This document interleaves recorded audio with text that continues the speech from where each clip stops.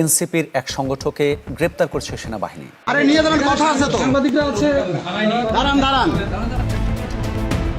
রাজনৈতিক পরিচয়ের আড়ালে ভয়ভীতি প্রদর্শন করে মোটা অঙ্কের চাঁদা আদায়ের অভিযোগ উঠেছে স্থানীয় এনসিপি নেতাদের বিরুদ্ধে। আইন উপদেষ্টা ওনাকে স্পষ্ট ভাষায় জানিয়ে দিতে চাই, মিয়া এই ধরনের মূলা ঝুলানো কথা আর বলবেন না। এনসিপি আর রাজাকার, ঝুলাই করছে সরকার।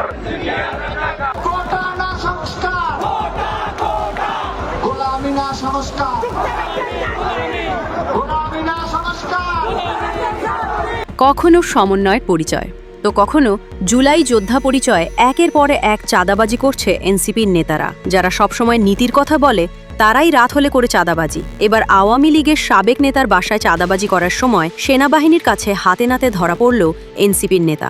আগে তাদের 100 টাকা ছিল না ঢাকা ইউনিভার্সিটি থেকে মিরপুরে যেতে, আর আজকে তারা কোটি কোটি টাকার মালিক হয়ে গেছে। এদিকে উপদেষ্টা আসিফ নজরুলের মতবিনিময় সভায় চরম হট্টগোলের সৃষ্টি হয়েছে। একসময় তোপের মুখে এলাকা ত্যাগ করেন তিনি। তোপের মুখে পড়েছেন আইন উপদেষ্টা আসিফ নজরুল। আইন উপদেষ্টা তাদের আশ্বস্ত করার চেষ্টা করেন। বিচারটা শুরু হয়